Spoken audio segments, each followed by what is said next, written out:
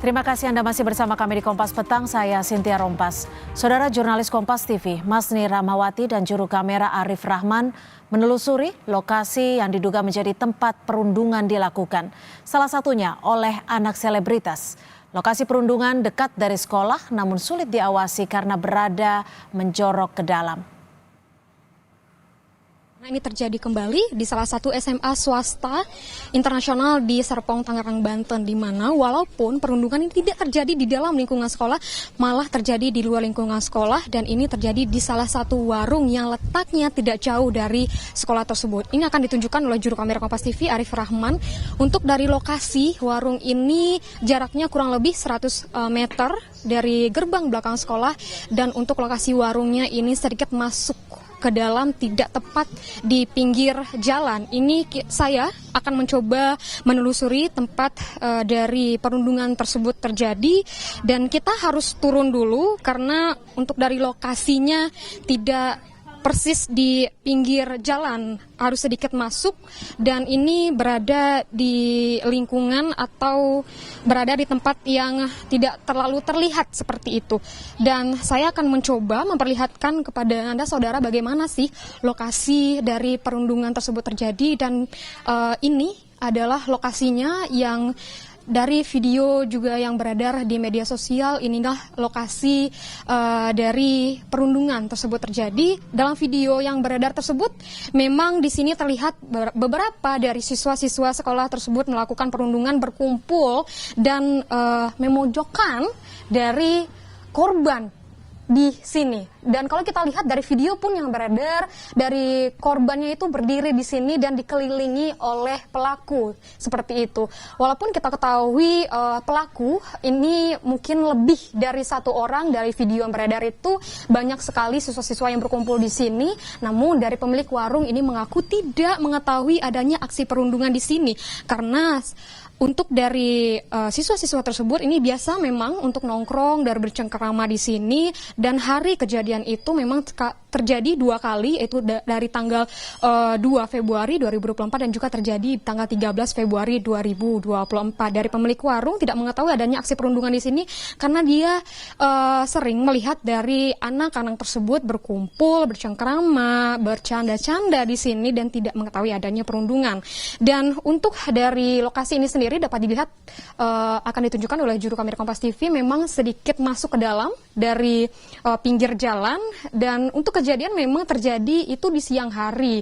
Kalau kita lihat kalau misalnya terjadi ataupun ada suara yang keras, perundungan terjadi di sini, memang kalau kita lihat tidak terlalu mencolok dari luar, memang mungkin karena warung, mungkin orang ini melihat seperti tongkrongan seperti biasa. Masni Rahmawati, Arif Rahman, Kompas TV, Tangerang, Banten. Lalu apa yang harus dilakukan untuk menuntut keadilan bagi korban perundungan dan bagaimana untuk mencegah kasus serupa kembali terjadi? Kita berbincang dengan Ketua Komisi Perlindungan Anak Indonesia, Ai Mariyati. Selamat sore Bu Ai, terima kasih sudah bergabung bersama kami di Kompas Petang. Selamat sore Mbak Cynthia. Iya Bu Ai, ini KPAI sudah bertemu korban. Seperti apa kondisi korban, baik fisik ataupun juga psikisnya Bu Ai? Ya, hari ini kami lakukan koordinasi tentu komisioner ya yang pun, dan kami barusan berkontak bahwa situasi korban memang sangat memprihatinkan ya, selain fisik juga secara psikis. Nah ini yang terlihat gitu ya, kemungkinan ada keberulangan dilakukan terhadap korban, sehingga sekali lagi memang kita perlu waktu ya untuk baik itu menelusuri gitu ya, memberikan kesempatan juga terhadap anak kita untuk kembali pulih, karena tidak mudah tentu menyampaikan pengalaman apa yang dia rasakan dan kemudian situasi yang sangat berat gitu ya, bahkan secara psikologis ini yang sekali lagi kita semua harus menunggu, karena tentu korban membutuhkan penguatan dan kekuatan untuk bisa menyampaikan apa yang dia. Ya. Sudah ada koordinasi dengan beberapa pihak, terutama bertemu dengan anak dari pihak. Oke, Bu Ai, ini kalau dari versi korban, apa yang menjadi penyebabnya Bu Ai?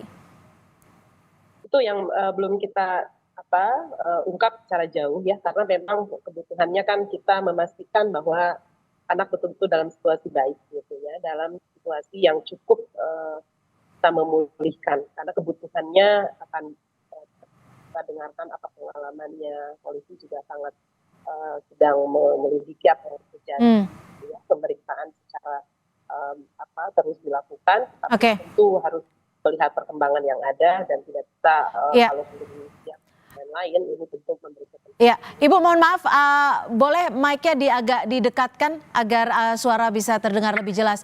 Bu Ai, ini bagaimana dengan dari sisi orang tua pelaku? Apa yang menjadi penyebab ketika orang tua pelaku tidak tahu terhadap aktivitas anak, tidak tahu terhadap karakter anak, bahkan membuli hingga menyakiti rekan sekolahnya?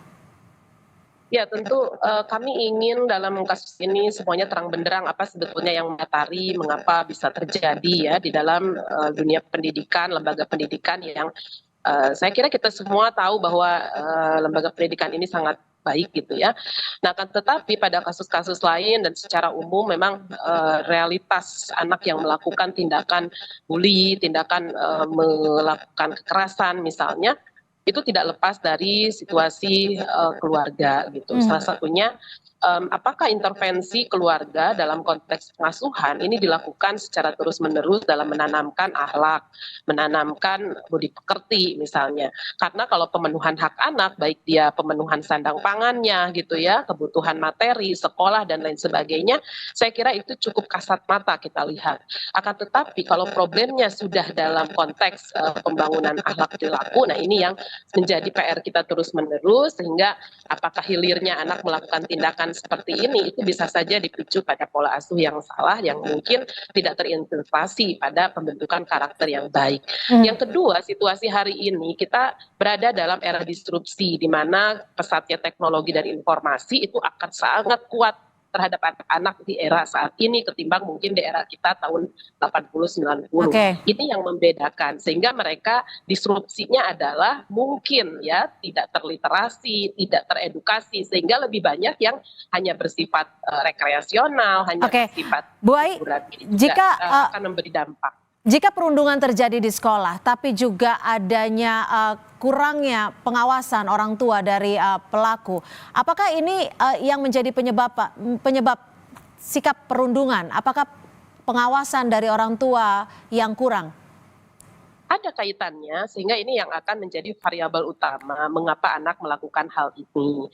Tentu saja kalau pihak keluarga sudah menjawab misalnya, oh iya ternyata selama ini pengasuhannya pengganti, tidak pernah berinteraksi langsung dengan orang tua, kita akan ada evaluasi juga monitoring terkait itu. Tetapi yang ingin saya tekankan tentu bukan itu satu-satunya. Sekali lagi ya, kalau dulu mungkin situasi perundungan itu diketahui hanya basisnya di lembaga pendidikan atau di lingkungan sekolah. Tetapi hari ini di lingkungan di luar pendidikan itu adalah tanggung jawab dunia pendidikan, yang itu tetap berkorelasi dengan keluarga dan masyarakat. Oleh sebab itu tadi pemisahannya ini bukan di lingkungan sekolah, seolah-olah gitu ya tanggung jawabnya menjadi masyarakat di luar sekolah. Saya ingin menekankan bahwa ini adalah tanggung jawab sekolah sekali lagi. Dan sekolah tidak sendiri, di situ ada masyarakat, keluarga ya dan lingkungan sekitarnya. Untuk itu memang sekali lagi persoalan 3 dosa besar pendidikan ya, terutama yang saat ini sedang kita bahas, itu menjadi alat yang target di dalam pembelajaran, di dalam pendidikan, juga bagaimana membentuk karakter anak dan manusia seutuhnya di dalam lembaga pendidikan tersebut. Ini yang saat ini kita harus betul-betul. Ya, artinya dibutuhkan tanggung jawab bersama baik pihak sekolah maupun juga keluarga dan orang tua dalam hal ini. Terima kasih Ibu Ai Mariyati, Ketua Komisi Perlindungan Anak Indonesia sudah memberikan perspektifnya untuk Kompas Petang hari ini. Terima kasih Bu Ai.